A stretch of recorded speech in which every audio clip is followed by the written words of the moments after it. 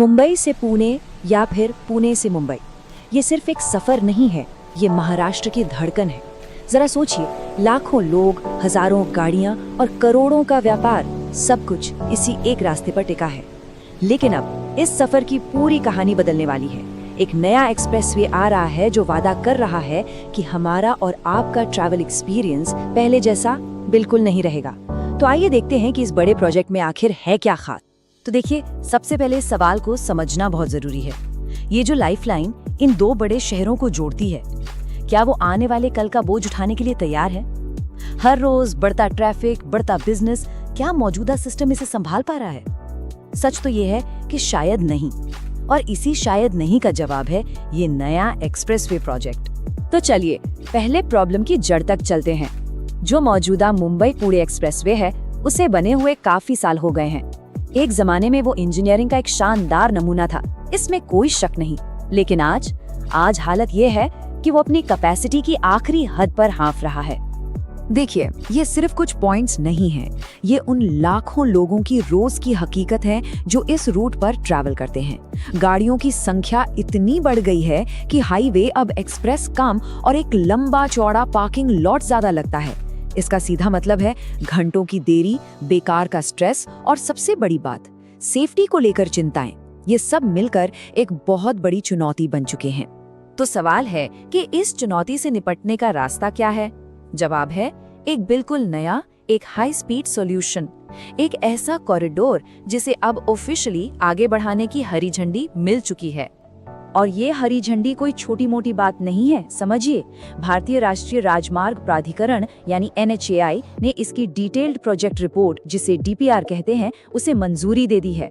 सीधे शब्दों में इसका मतलब है कि प्रोजेक्ट अब सिर्फ कागजों और फाइलों से निकलकर जमीन पर उतरने के लिए पूरी तरह तैयार है। तो आइए अब इस प्रोजेक्ट का स्केल समझने के लिए सीधे नंबर्स पर आते हैं, क्योंकि इसके आंकड़े सच में काफी इम्प्रेसिव हैं। सबसे पहले वो नंबर जिसने सबका ध्यान खींचा है, 90 मिनट्स। जरा सोचिए, जिस सफर में अभी आराम से 2.5-3 घंटे और ट्रैफिक हो तो 4 घंटे भी लग जाते हैं, वो सफर सिर्फ 90 मिनट में पूरा होगा। मतलब ट्रैवल टाइम सीधे सीधे आधे से भी कम। ये एक असली गेम चेंजर है। जाहिर है, इतना बड़ा बदलाव लाना सस्ता तो हो नहीं सकता। इस पूरे प्रोजेक्ट की अनुमानित लागत है लगभग 15,000 करोड़ रुपए। ये नंबर ही अपने आप में बताता है कि इस प्रोजेक्ट का स्केल कितना बड़ा है और इसकी अहमियत कितनी ज्यादा है। अच्छा, हाई स्पीड ट्रैवल होगा कैसे? तो उसके लिए बनाया जा रहा है 8 लेन का चौड़ा एक्सप्रेसवे, और ये एक्सेस कंट्रोल्ड होगा। इसका मतलब ये है कि इस पर हर छोटे मोटे गांव या शहर से सीधी एंट्री एग्जिट नहीं होगी।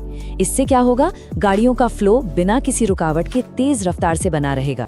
और इन 8 लेन पर रोज कितनी गाड़ियां चलेंगी? अनुमान है कि ये नया एक्सप्रेसवे हर रोज 3 लाख गाड़ियों को आसानी से हैंडल कर सकेगा।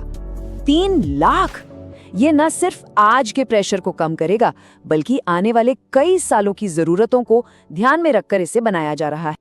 लेकिन एक मिनट, अगर कोई ये सोच रहा है कि ये सिर्फ एक तेज सड़क है, तो वो पूरी बात नहीं समझ रहा। इस प्रोजेक्ट का विजन इससे कहीं बड़ा है। ये सिर्फ पॉइंट A से पॉइंट B तक पहुंचाने का रास्ता नहीं है, बल्कि ये पूरे पश्चिमी भारत के लिए एक नई इकोनॉमिक सुपर हाईवे बनने जा रहा है।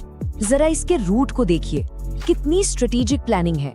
मुंबई में अटल सेतु के पास से शुरू होकर ये सीधे नवी मुंबई इंटरनेशनल एयरपोर्ट और देश के सबसे बड़े पोर्ट JNPT को कनेक्ट करेगा। फिर मॉडर्न इंजीनियरिंग की मदद से सह्याद्री के पहाड़ों को पार करेगा और आखिर में जाके पुणे के रिंग रोड से मिल जाएगा। मतलब हर कनेक्शन पॉइंट एक सोची समझी रणनीति का हिस्सा है। और पुणे के रिंग रोड से जुड़ने का सबसे बड़ा फायदा क्या है? इस बारे में NHAI के प्रोजेक्ट डायरेक्टर संजय कदम ने एक बहुत जरूरी बात बताई है। उनके मुताबिक जो भी गाड़ियां सतारा, कोल्हापुर या बेंगलुरु की तरफ जा रही हैं, उन्हें अब पुणे शहर के ट्रैफिक में घुसने की जरूरत ही नहीं पड़ेगी। वो रिंग रोड से ही बाहर निकल जाएंगी। जरा सोचकर देखिए, पुणे शहर को इससे कितनी बड़ी राहत मिलने वाली है। तो अब आता है सबसे बड़ा सवाल, ये सब होगा कब? ये सपना हकीकत में कब बदलेगा? चलिए जरा इसके टाइमलाइन पर भी एक नजर डाल लेते हैं। तो हम अभी कहाँ हैं? DPR मंजूर हो चुका है, यानी सबसे बड़ी टेक्निकल रुकावट पार हो गई है। अब बस कुछ आखिरी क्लियरेंस बाकी है और उनके मिलते ही जमीन पर काम शुरू हो जाएगा। और NHAI का टारगेट क्या है? अगले 3 साल में इस प्रोजेक्ट को पूरा करना। सुनने में ये बहुत एम्बिशियस लगता है, लेकिन इस पर काम भी उतनी ही तेजी से चल रहा है। तो इस पूरी चर्चा के आखिर में हम एक बड़े सवाल के साथ रुकते हैं। 90 मिनट का सफर तो ठीक है, पर उससे आगे क्या? ये नया एक्सप्रेसवे सिर्फ 2 शहरों के बीच की दूरी कम नहीं करेगा। ये इन दोनों शहरों के बीच के पूरे इलाके का आर्थिक और रहन-सहन का नक्शा कैसे बदलेगा? नए बिजनेस कहाँ खुलेंगे? लोग रहने के लिए कौन सी नई जगहें चुनेंगे? इन सवालों के जवाब हमें आने वाले वक्त में मिलेंगे और वो देखना वाकई बहुत दिलचस्प होगा।